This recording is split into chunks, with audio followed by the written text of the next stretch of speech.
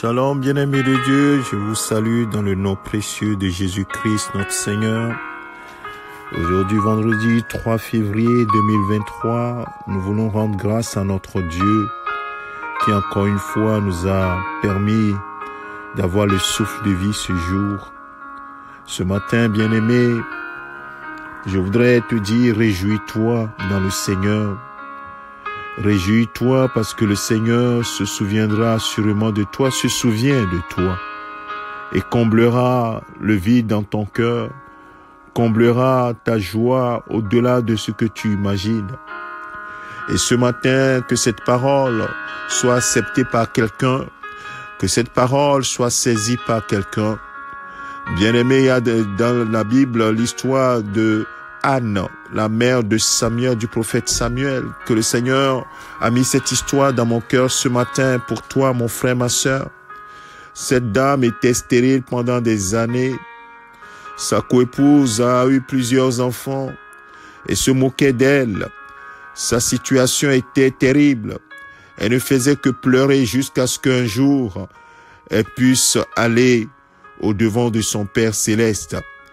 Et elle a crié son cœur dans l'humilité, en tenant compte du besoin de Dieu d'avoir un prophète en Israël.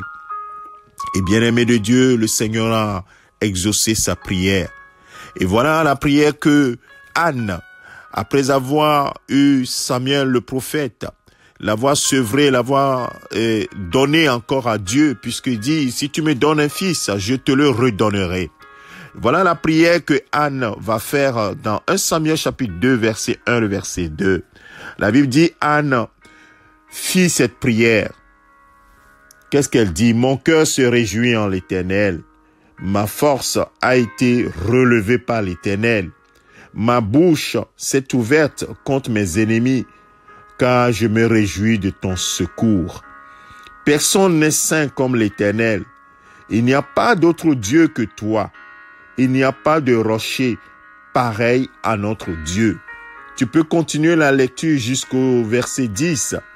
Bien-aimée, elle a eu d'autres enfants. La stérile a enfanté. Je prie ce matin que quelque stérilité dans laquelle tu te trouves, peu importe cette stérilité, ce matin je proclame que la fécondité remplace la stérilité au nom de Jésus.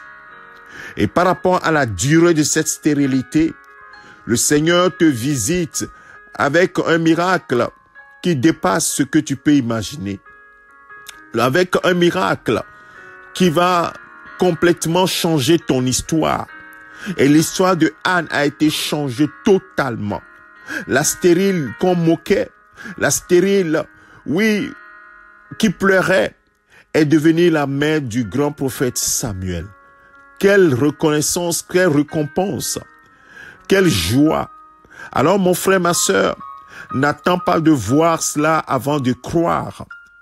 Oui, crois ce matin que le Seigneur, la durée de ta stérilité, va prendre fin et que le Seigneur prépare quelque chose qui dépasse ton entendement.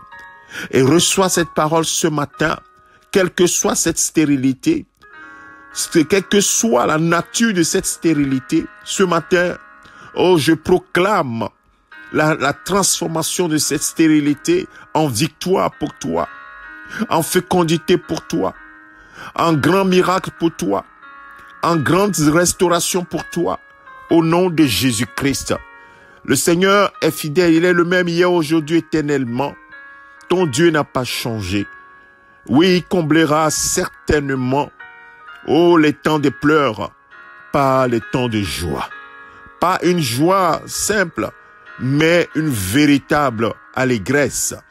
Alors, dès à présent, commence par te réjouir dans le Seigneur. Comme l'apôtre Paul dit, je vous le dis toujours, réjouissez-vous toujours dans le Seigneur. Réjouis-toi, parce que tu as quelque chose de plus glorieux que tu n'imagines qui t'attend. Que ton cœur soit dans la paix. Nous allons prier. Père, merci à toi de ce que ce matin tu donnes cette parole de réconfort à quelqu'un, à quelqu'une, pour lui dire, ne t'inquiète pas. Oui, je te rétablirai au double sur tout ce que l'ennemi t'a volé. Les années qu'il t'a volé, je vais te les combler. Je vais te restaurer.